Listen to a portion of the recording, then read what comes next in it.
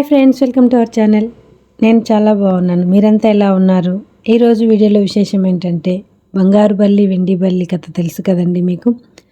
కాంచీపురంలో ఉన్న విష్ణుకాంచిలో ఉన్న వరదరాజస్వామి దేవాలయంలో ఈ బంగారు బల్లి వెండి బల్లి ఉందండి. వీటి కథ ఏంటంటే సప్త ఋషులలో ఒకరైన గౌతమ మహర్షి తన శిష్యులకి ఒకరోజు నీళ్లు తీసుకురమని పురమాయించగా వాళ్ళు ఒక కుండలో నీరు తీసుకురాగా ఆ నీళ్ళల్లో చచ్చిపోయిన బల్లి కనపడింది.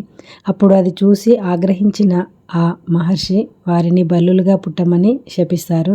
అప్పుడు మేము ఏ తప్పు చేయలేదు స్వామి, ఇది పొరపాటున జరిగిందని వేడుకోగా ఆ స్వామి తన దివ్య దృష్టితో నిజం గ్రహించి వాళ్ళని వెండి బల్లి బంగారు బల్లిగా ఉండమని, బల్లి మీద పడ్డ వాళ్ళు వచ్చి ఈ బంగారు బల్లి వెండి బల్లిని తాకితే ఆ పాపం పోయేలాగా భక్తులకి, అలాగే ఈ బల్లులకి శాప విమోచనం కలిగేలాగా తన శిష్యులకి వరమిస్తారు ఆ మహర్షి. అప్పటి నుండి ఎవరైనా బల్లి మీద పడితే అలా బంగారు బల్లి వెండి బల్లిని కాంచీపురం వెళ్ళినప్పుడు తాకి వస్తారనమాట. అలాగే ఇక్కడ ఈ బంగారు బల్లి వెండి బల్లులతో పాటు చంద్రుడు సూర్యుడు కూడా ఉంటారండి. బంగారం సూర్యునికి, వెండి చంద్రునికి పోలుస్తారు. ఇదండి ఈరోజు వీడియోలో విశేషం.